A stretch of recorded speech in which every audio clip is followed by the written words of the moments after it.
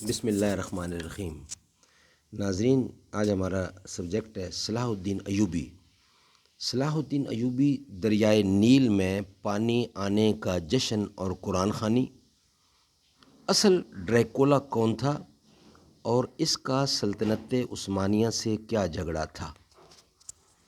صلاح الدین ایوبی دریائے نیل میں پانی آنے کا جشن اور قرآن خوانی۔ اصل ڈریکولا کون تھا اور اس کا سلطنت عثمانیہ سے کیا جھگڑا تھا، یہ ہمارا ہیڈنگ ہے۔ ناظرین، صلاح الدین ایوبی کا سنی اسلامی دنیا کے روحانی رہنما، بغداد کے خلیفہ اور مصر کے اسماعیلی شیعہ فاطمی خلیفہ کے ساتھ تعلق خاص اہمیت کا حامل ہے، اور آخر میں ان کا ذکر ایک اور مسلمان سلطان نور الدین زنگی کے ذکر بغیر نامکمل ہے۔ ایوبی اور زنگی خاندانوں کے عروج کی کہانی ایک دوسرے کے ساتھ جڑی ہے، اور اس میں ایوبی خاندان زنگی خاندان کے تابع تھا۔ فلپس لکھتے ہیں کہ سلطان صلاح الدین ایوبی کی سلطنت کے شمالی افریقہ سے شروع ہو کر مقدس مقامات اور شام کو اپنے اندر سموتے ہوئے آج کے عراق میں دریائے دجلہ تک اپنی سرحدیں پھیلانے کے عمل میں حیران کن حد تک مختلف مذہبی، نسلی اور سیاسی پس منظر کے لوگ شامل تھے۔ ان کی کہانی خونی جنگوں سے بھری ہے، لیکن یہ جنگیں ہمیشہ سیدھا ایک مذہب کی دوسرے مذہب سے لڑائی نہیں ہے۔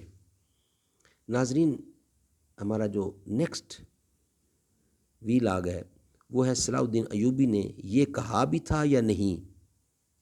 سلطان صلاح الدین ایوبی نے یہ کہا بھی تھا یا نہیں۔ سلطنت عثمانیہ جب نئے سلطان نے روتے روتے اپنے 19 بھائی مروا دیے، ہوریم سلطان سے قسم سلطان بازار میں بکنے سے عثمانی سلطانوں کی مائیں بننے تک، یہ ہمارا ہیڈنگ ہے۔ سلطان صلاح الدین ایوبی نے یہ کہا بھی تھا یا نہیں۔ سلطنت عثمانیہ جب نئے سلطان نے روتے روتے اپنے 19 بھائی مروا دیے، ہوریم سلطان سے قسم سلطان بازار میں بکنے سے عثمانی سلطانوں کی مائیں بننے تک۔ اس کہانی میں مسیحیوں سے اور مسلمانوں سے لڑتے ہوئے ملیں گے۔ اس میں مسلمان اور مسیح مل کر دوسرے مسلمانوں اور مسیحیوں سے لڑتے ہوئے ملیں گے۔ اس کہانی میں لوگوں نے پارٹیاں بھی بدلیں اور لڑائی نئے روپ میں اب بھی جاری ہیں۔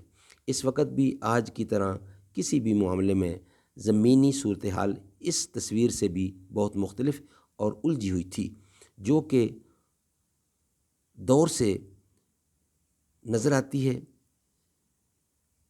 سیاسی، نسلی، اقتصادی اور ذاتی صفایات اور مفادات کی کھچڑی تھی جو صرف مذہبی عقائد کی بنیاد پر نہیں کھڑی تھی۔ انشاءاللہ ہم آپ کو نیکسٹ ویلاگ میں نیا ہمارا ہیڈنگ ہے ایوبی اور زنگی بزرگوں کی ملاقات، احسان کا بدلہ احسان، یہ ہمارا نیکسٹ ہیڈنگ ہوگا۔ اللہ تعالیٰ ہمیں ایسے واقعات پڑھنے کی اور اس طرح بننے کی اور عمل کرنے کی توفیق عطا فرمائے۔